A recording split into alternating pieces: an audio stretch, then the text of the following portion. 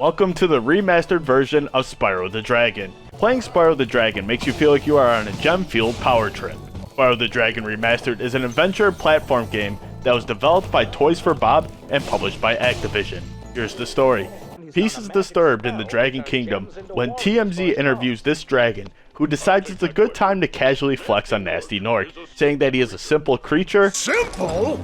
no threat, but worst of all, he says, Sarts, he is ugly. Now he is enraged, turning all the dragons into crystal except you, Spyro. Now it's up to you and your pal Sparks to recover the stolen treasure and eggs, rescue the dragons, and defeat Nasty Nork. Spyro is not targeting those that like a good story.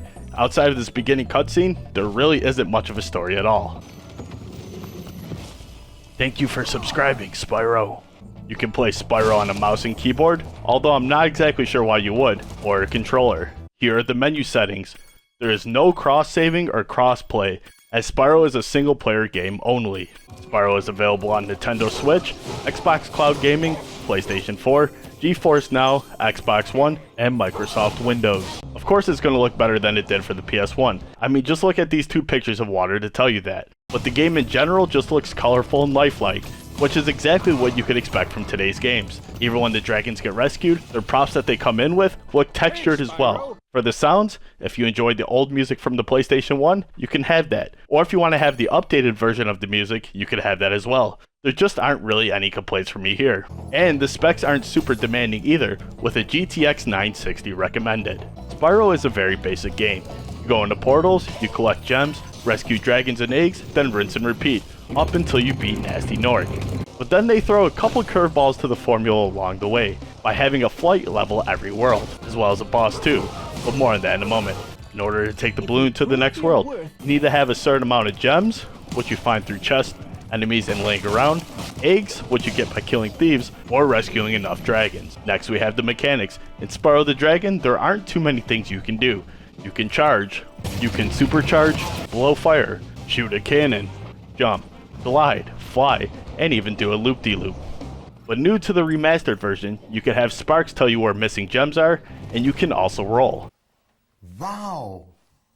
Outside of that, there is no skill tree, but are skill points which do just about nothing. You collect enough of them, and you can see art. There are no abilities, and you can travel from level to level through the guidebook, but still pretty basic in that regard. But there is also Sparks, your trusty companion and lifeline. Not only does he grab nearby gems, but he also acts as your health bar. His color tells you how many hits you can take. Gold means 3, blue is 2, and green is 1. If he disappears, then the next hit is going to kill you. But don't worry, you can bring him back to full strength by munching on these butterflies. When it comes to enemies, there isn't a huge variety in the game. You have Norks or variations of them, which can be killed by charging or fire. You have big boy enemies that can be killed by fire only.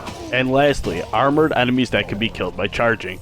Sure, there are different enemies like wizards, vultures, or even dogs, but they fall into mostly these three categories. Then next there are the bosses, or what this game calls bosses. There's one every homeworld, and honestly, they're just glorified basic enemies. They don't do really anything different to stand out other than taking 3 hits to kill instead of 1. There is absolutely no battle pass, no store, and no pay to win.